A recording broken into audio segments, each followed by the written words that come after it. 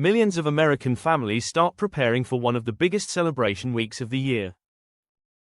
They crowd into local supermarkets, packing their shopping carts with burgers, hot dogs, and charcoal.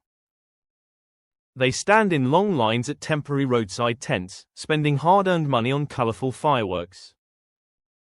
The average household will easily spend over $100 on things designed to burn, explode, and vanish into the night sky within seconds. To almost everyone, this feels like the ultimate summer tradition. It feels festive, it feels responsible, and it feels completely normal. But beneath the bright lights and the smell of backyard barbecues, a very small group of strategic individuals is watching a completely different set of numbers. These are serious emergency preparedness advocates, often known as preppers. And as the 4th of July approaches, they are not buying fireworks. In fact, they are avoiding the holiday retail rush entirely. They are not doing this out of fear, paranoia, or a desire to ruin the holiday spirit. They are doing this because they read the structural data that the general public completely ignores. To a trained eye, midsummer does not just represent vacation season. It represents the absolute peak stress period for the United States electrical grid. The reasons for this vulnerability are rooted in basic engineering and physics. The American power grid was designed and built decades ago, and it operates under a strict set of limitations. It fundamentally struggles against two main forces: extreme regional heatwaves and sudden, massive spikes in human demand. As July brings record-breaking temperatures across multiple states, millions of air conditioning units turn on at the exact same time. They run at maximum capacity for 24 hours a day, pulling massive amounts of currents through aging power lines. When you add millions of households hosting massive parties and plugging in extra appliances, the system reaches its absolute breaking point. Transformers heat up, electrical substations strain, and the margin for error drops to zero. A serious prepper knows that a power outage in the middle of winter is a major inconvenience. But a total grid failure in the middle of July is a direct, physical threat. Within just a few hours of a summer blackout, indoor temperatures can spike to dangerous levels, causing severe heat exhaustion. Simultaneously, the food storage system inside every kitchen begins a rapid countdown to spoilage. This is exactly why experienced households refuse to burn their extra cash on holiday novelties. They understand that the money spent on temporary entertainment can be redirected toward assets that protect their families when the lights go out. Instead of looking at the sky, they are looking at their basements, their pantries, and their secondary energy systems. They are quietly exploiting the holiday season to secure items that the average shopper walks past without a second glance. And the decisions they make in the days leading up to the holiday reveal a deep understanding of resource management during a crisis. While the crowds are fighting over the last box of sparklers, preppers are focusing on specific, high-utility tools that require zero outside infrastructure. They are building an independent survival insurance policy that guarantees their household remains cool, fed, and safe, even if the surrounding neighborhood plunges into absolute darkness. In the second part of this countdown, we will look at the exact items they are stockpiling instead of fireworks, how they bypass the supply chain crunch, and why the window to secure these life-saving tools is closing much faster than most families realize.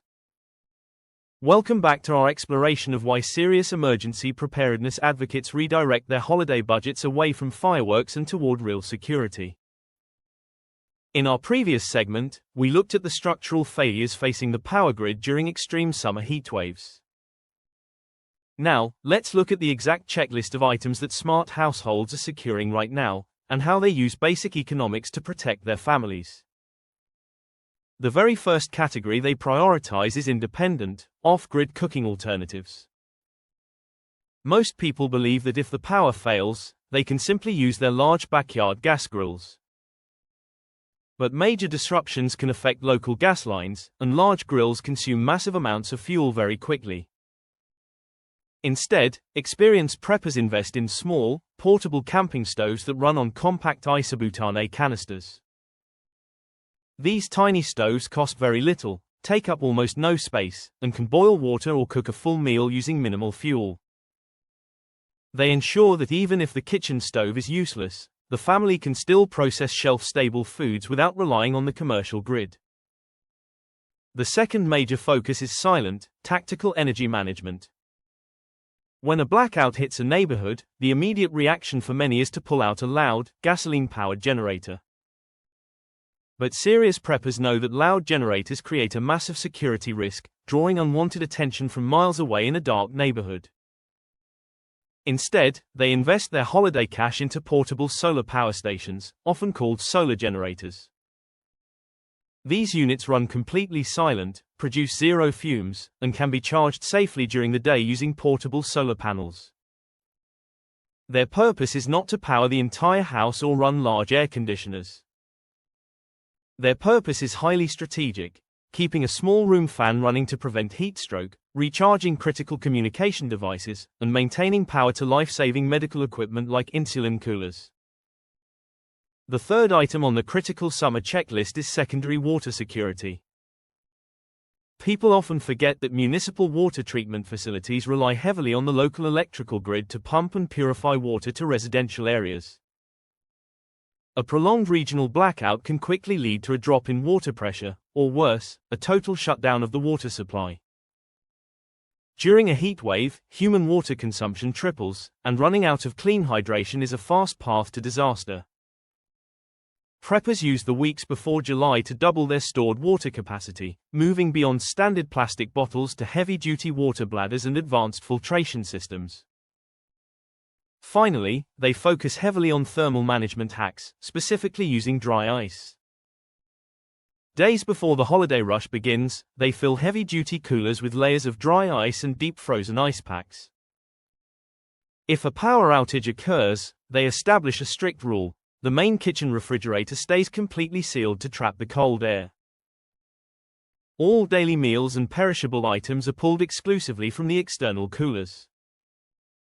This simple discipline saves hundreds of dollars in groceries from spoiling during a multi-day disruption.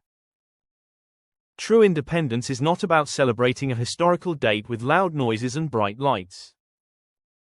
True independence is possessing the practical capability to feed, cool, and protect your loved ones when the modern systems we depend on suddenly stop working.